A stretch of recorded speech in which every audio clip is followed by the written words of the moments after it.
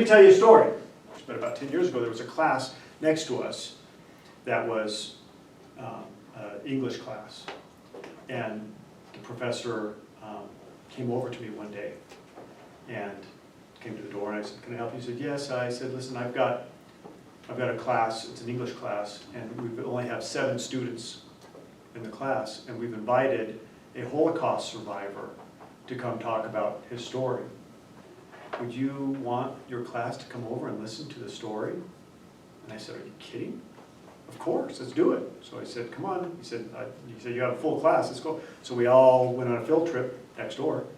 And one of the stories he told was about one of his nieces. There was a guy who was a SS soldier, a high-ranking soldier in the SS military.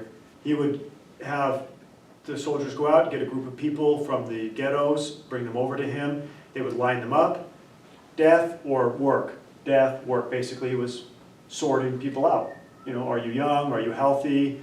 Are you sick? Are you old? Are you whatever? And, you know, what can you contribute or not?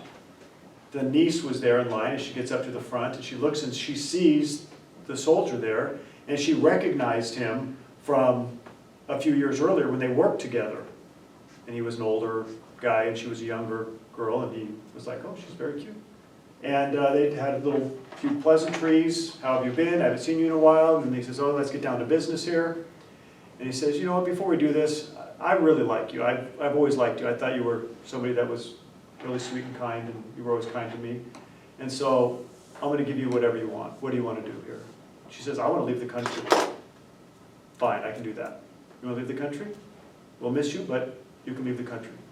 So just you, or who do you want to go with you?" She said, "Who can I take?" He said, "Anybody in your family, anybody you want." "Okay, I want all of them. Give me the names."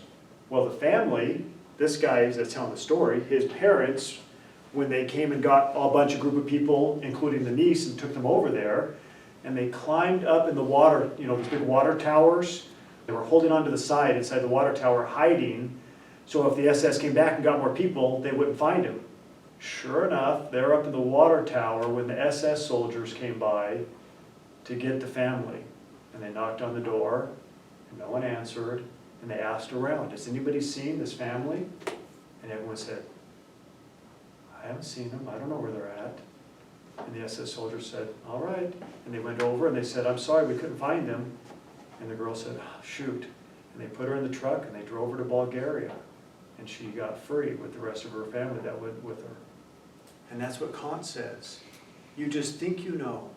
Your job is to do the right thing, which is to act from duty, not to think what you think is going to happen based on what your actions. You never know what's going to happen.